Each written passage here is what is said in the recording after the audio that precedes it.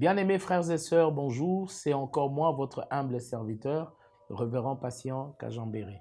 Aujourd'hui, dans notre série de 5 minutes avec moi, je voudrais que nous puissions partager un thème sur « Repentez-vous ». Je vous prie de là où vous êtes de baisser vos têtes afin que nous puissions recommander ces instants entre les mains du Seigneur. Père, nous te bénissons, nous te sommes infiniment reconnaissants à cause de la vie que tu nous as donnée. Nous voulons parler de ta part. Laisse que cette parole puisse trouver une place dans le cœur de toute personne qui l'entendra et qu'au travers de cette parole, les vies se retrouvent modifiées, transformées, changées. Au nom suprême de Jésus, nous avons ainsi prié avec action de grâce. Amen. Voilà, repentez-vous, c'est notre thème d'aujourd'hui.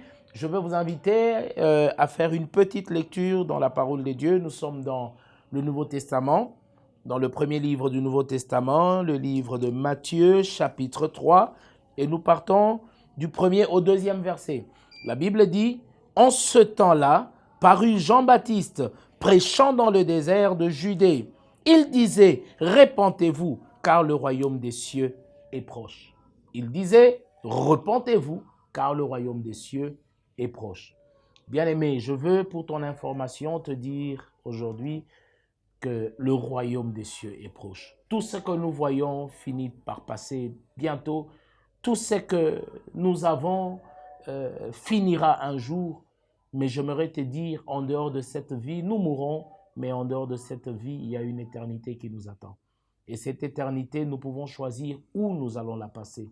Soit nous la passons au paradis avec Dieu, ou soit nous la passons en enfer. Mais il est de notre responsabilité aujourd'hui de pouvoir prendre une ferme décision dans notre vie afin de choisir où nous passerons notre éternité. C'est pourquoi j'aimerais te dire, tout ce que tu fais aujourd'hui, tout ce que tu as passera. Mais sache qu'un jour, Dieu t'appellera. Et ce jour-là, tu seras seul devant lui. Tu répondras de tous les actes que tu as commis, en bien comme en mal. Et ce jour-là, ton père ne sera pas avec toi. Ta mère ne sera pas avec toi. Ton oncle, tes amis, tes collègues de service ne seront pas avec toi. Tu seras seul devant ton Dieu. C'est pourquoi aujourd'hui, tu peux prendre la ferme décision de pouvoir recevoir le Seigneur Jésus dans ta vie comme ton Seigneur et ton Sauveur, afin de garantir ton éternité, afin qu'un jour tu puisses passer ton éternité auprès de Dieu. C'est possible, bien-aimé, c'est possible, c'est possible. Et ne perds pas le temps, car demain ne t'appartient pas. Tu n'as pas le temps. Si quelqu'un te dit que tu as le temps, il te trompe. Tu n'as pas de temps.